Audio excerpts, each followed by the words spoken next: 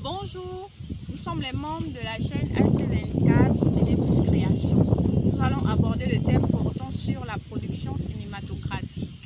Alors, notre travail portera à tout d'abord définir ce que nous entendons par la production cinématographique.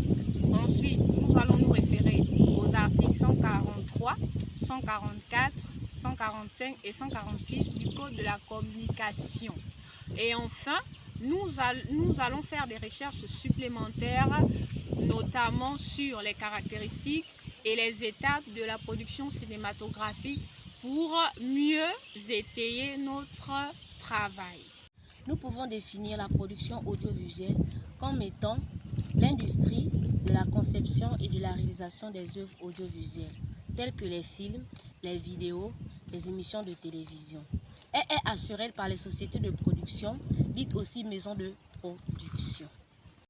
Selon l'article 144, le tournage de tout film à but commercial de tout format et sur tout support est soumis à l'obtention d'une autorisation délivrée par l'autorité compétente.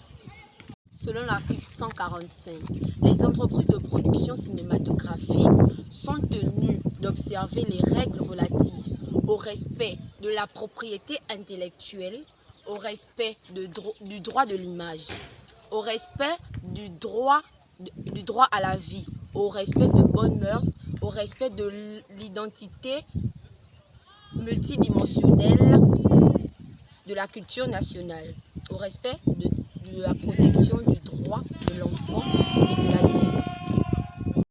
Selon la production cinématographique de l'article 146, le producteur ici, c'est une œuvre cinématographique, c'est celui qui assure en quelque sorte les responsabilités financières, techniques, artistiques jusqu'à son terme.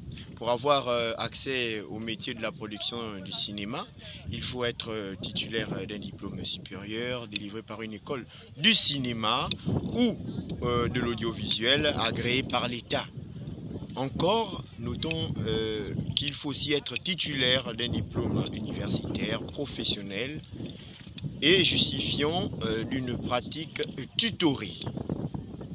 La production d'un film nécessite 2 étapes préalables et 3 étapes principales. S'agissant des étapes préalables, d'une part l'écriture. Il s'agit de l'écriture du scénario. C'est le cas d'un roman, des jeux vidéo, etc. D'autre part, le développement, c'est la conception d'un film qui comporte les différentes étapes préalables à la décision de lancer la production. Dans ce cas, même comme un droit d'auteur. Concernant les 3 étapes principales de la production cinématographique, nous avons tout d'abord la pré-production, qui est la préparation réalisée avant le tournage. Ensuite, nous avons la production, qui est la période pendant laquelle les éléments visuels et sonores du film sont fabriqués ou mis en place.